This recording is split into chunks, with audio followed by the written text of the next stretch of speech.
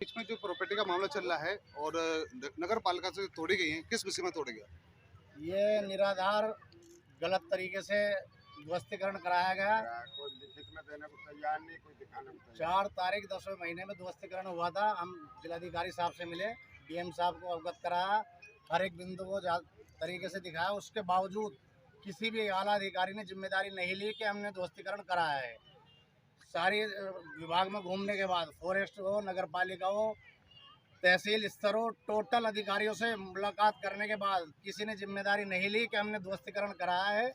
Illegal तरीके से ध्वस्तीकरण कराया गया और बिना नोटिस किए वसुधा लैंड फाइनेंस कंपनी की ज़मीनें सिविल और जूनियर कोर्ट से मुकदमा हमारे फेवर में हुआ, कंपनी के हक में हुआ। उसके बाद दोबारा से इसकी चिन्हितकरण कराया गया। दोनों विभागों की संयुक्त सर्वेक्षण टीम मौके पर उपस्थित हुई, आला अधिकारी मौजूद थे। उसके बाद निशान देकर गए हमें मौजूद। उसके बाद निर्माण हुआ बाउंड्री वाल।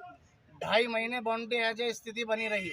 उसके बाद लोकल शिकायतकर्ताओं के कहने में आकर ध्वस्तीकरण की कार्रवाई दोबारा पुणे की है विभाग ने, और अभी बाइट लेने के लिए कहा तो ऐसे के ऐसे ही सारे अधिकारी कर्मचारी टोटल फरार हो गए यहाँ से। एक आदमी जिम्मेदारी ले, उसके बाद हम जवाब दे होंगे हर तरीके से। विभाग बताए तो कि रीजन क्या है इसे ध्वस्तीकरण का। आप क्या चाहते हैं सरकार से? निष्पक्ष जांच हो और जो इस काम में लिप्त हैं, प्राइवेट हो या शासनिक अधिकारी हो, सब जेल जाने चाहिए। उचित कार्रवाई हो, कोई बख्शा नहीं जाएगा। न्यायालय का अवहेलना हुई है और न्यायालय को ईओ साहब लोनी ये बता रहे हैं कि हम सिविल जूनियर डिवीजन जुडिशरी को नहीं मानते, हम हाई कोर्ट को मानेंगे।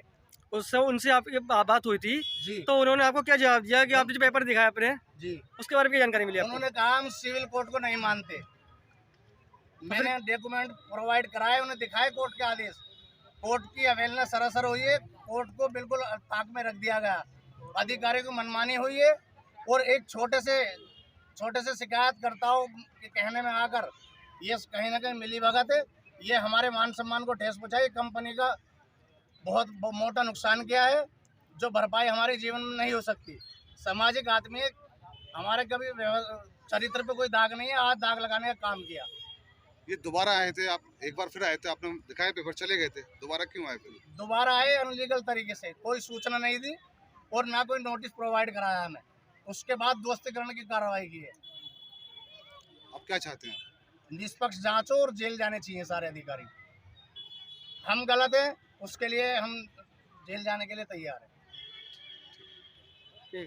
कोर्ट के आदेश अनुसार कोर्ट ने स्पष्ट रूप से कहा है कि इनके कब्जे में कोई हस्तक्षेप सदैव ना करे, सदैव के लिए बाज आए। विभाग को चेतावनी दी कोर्ट ने, उसके बाद कोर्ट की अवहेलना हो रही है।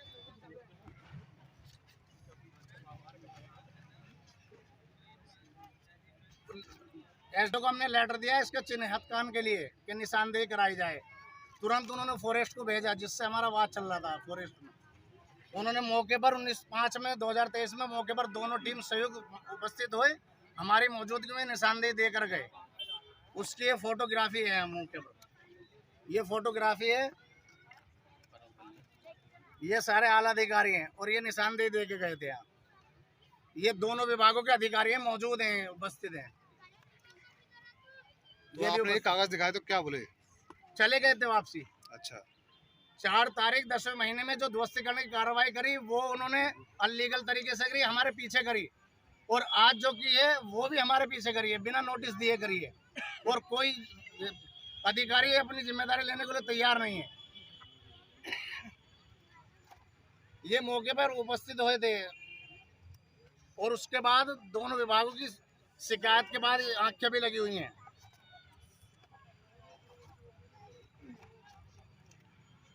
ये पटवारी आया था नगर पालिका का 30/10 में। ये उसने अपनी रिपोर्ट दी है कि ये भूमि जो है संक्रमणीय भूमि है और नगर पालिका की भूमि नहीं है। उसने मौके का स्थलीय निरीक्षण भी किया और पेपर का अभिलेख भी किया और अपनी रिपोर्ट उसने प्रस्तुत की। ईओ साहब के साइन है।